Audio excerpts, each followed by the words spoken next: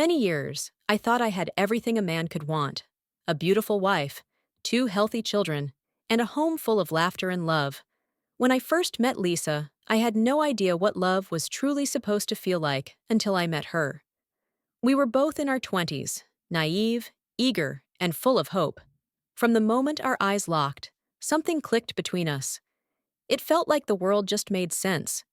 It was the kind of connection people write about in books, the kind of love that others envy. We moved in together within months, got married a year later, and shortly after, we were blessed with our first child. A year after that, our second.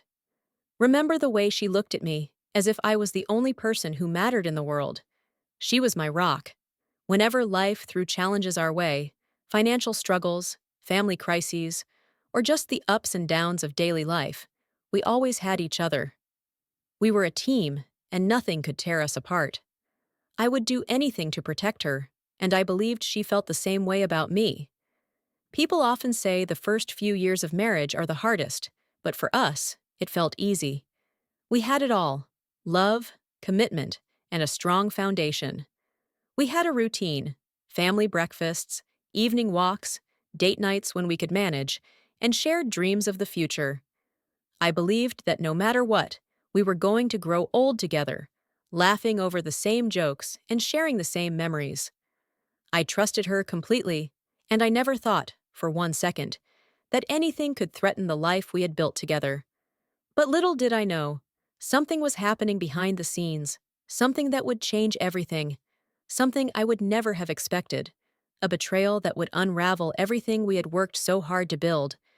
It started off subtly, little changes here and there. I couldn't pinpoint exactly when it began, but the signs were there. Lisa had always been the center of our home, always present, always involved. But gradually, I noticed her pulling away.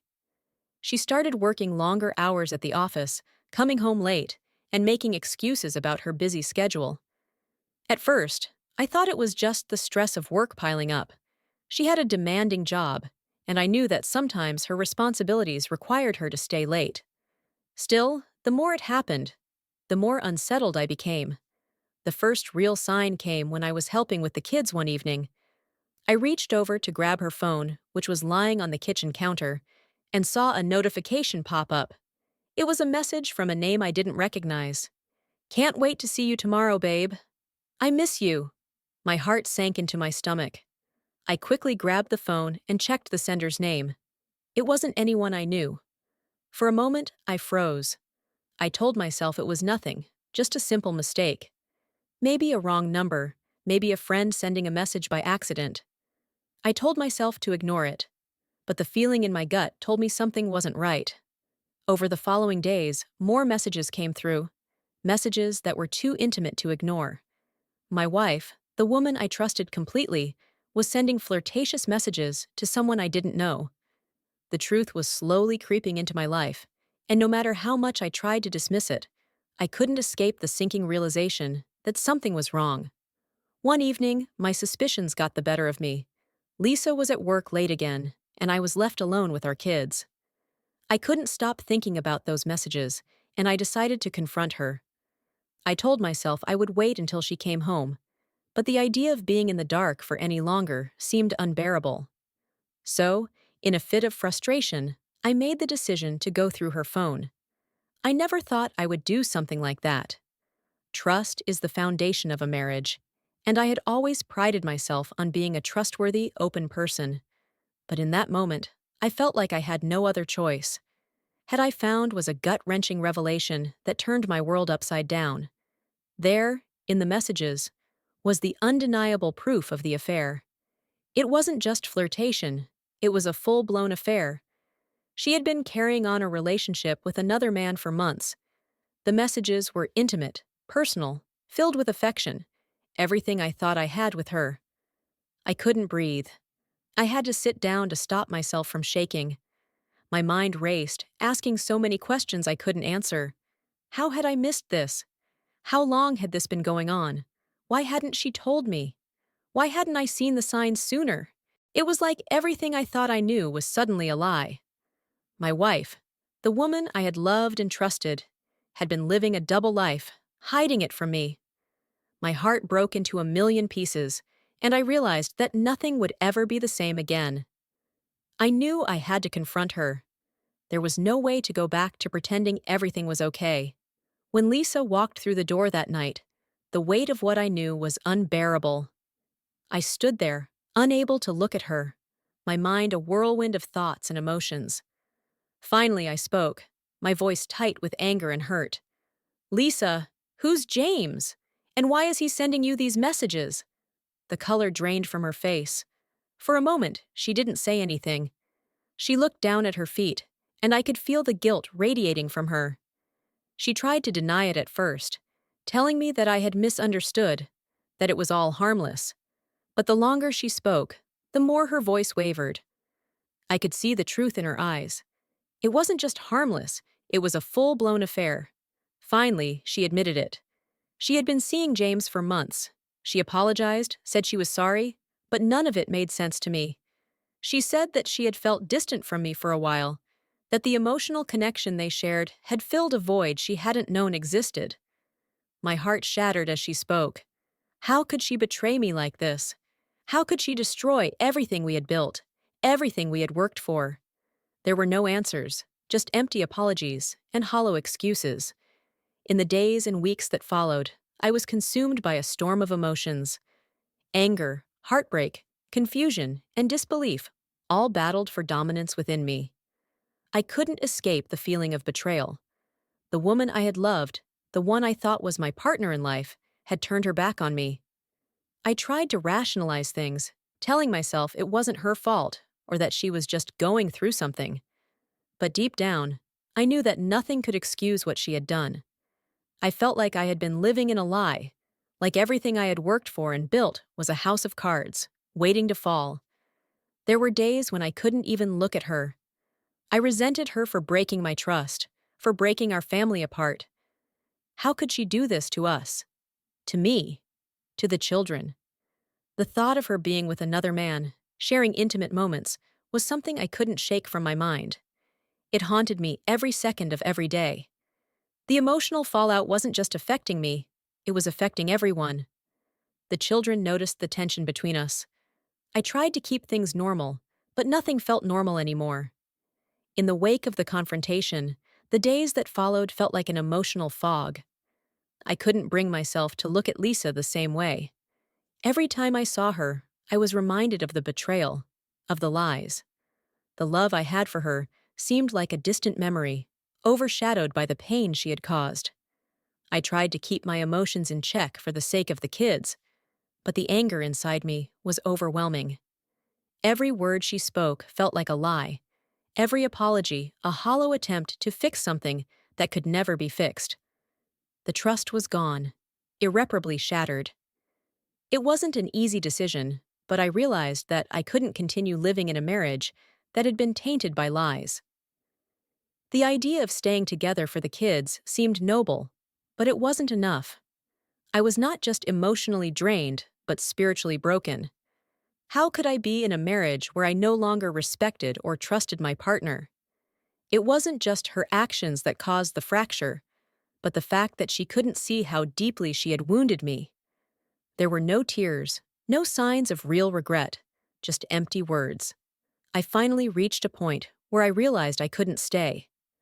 The love I had for her had died in the wake of the affair. We tried to talk things through, but the words we exchanged felt cold and sterile, like we were both just going through the motions. I couldn't look at her the way I used to.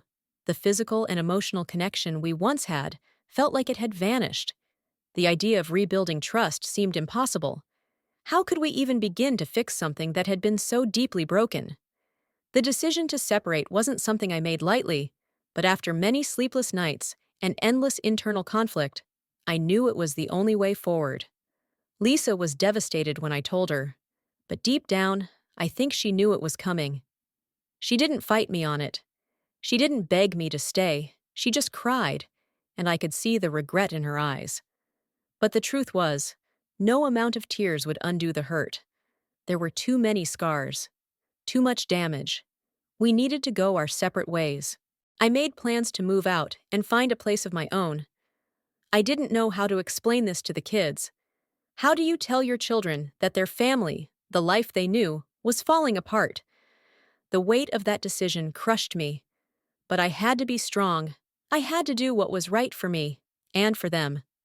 I needed to start healing, even if it meant breaking apart the family I'd spent so many years trying to build. The future that had once seemed so certain was now a distant dream. I wasn't sure what would happen next, but I knew one thing. I couldn't stay in a marriage where I felt betrayed every single day. The separation was only the beginning of a new chapter. I thought things would get easier, but they didn't.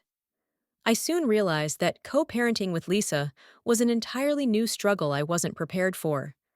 We had spent years as partners in everything, from raising our kids to making household decisions, and now we were trying to figure out how to be parents without being partners. The transition was rough. There were awkward conversations, moments of tension, and more than one argument over logistics. I was angry at her, and though she tried to put on a brave face for the sake of the kids, I could see the guilt in her eyes. Every time we exchanged the kids or made decisions about school activities, there was an undercurrent of resentment. It was hard to talk to her without feeling the weight of everything that had happened. Yet, we had to somehow figure out how to keep things civil. We had to keep the focus on our kids, who were now in the middle of our turmoil. They had questions that I didn't have the answers to. "Why don't you and Mom sleep in the same bed anymore?" they asked. "Why are you and Mom getting a divorce?" The questions were simple, yet they cut to the core of everything I was feeling. I couldn't answer them without hurting them, so I said the only thing I could. "Mom and I just need some space for now. We still love you." But it wasn't just the kids that I struggled with. It was also adjusting to life on my own. I had never imagined being alone, not after everything we had been through together. I hadn't been alone in over a decade. Suddenly, I was in a small, lonely apartment, trying to piece together what had been broken. I had never been more lost. I had to learn how to be by myself again, how to live without the person I thought I would spend my whole life with. Every day was a challenge. I fought the urge to call Lisa, to beg her to come back, to tell her that I missed her. But I knew that doing so would only make things harder. I knew I had to move forward, even if it meant leaving behind the life I had dreamed of. I was determined not to let this betrayal define me, even if it had broken me in ways I never imagined. I wasn't sure who I was anymore, but I had to figure it out. As time passed, the pain slowly began to fade, but the scars remained. The emotional wounds were still raw, and I often found myself lost in memories of what could have been. I still remembered the good times, the laughter, the adventures, the dreams. I clung to those memories, even as they reminded me of the life I had lost. The pain of betrayal never fully goes away, but with time, it dulls. I started seeing a therapist to help me process everything. Talking about my feelings with someone who was neutral, who wasn't involved in the situation, helped me make sense of the chaos in my mind. I began to understand the depth of my hurt and how to heal from it. Through therapy, I began to rediscover who I was outside of my marriage. I learned how to take care of myself emotionally and physically. I started focusing more on my kids, who had their own struggles to deal with, and tried to give them as much stability as I could. The journey of healing wasn't easy, and there were days when I felt like I couldn't go on.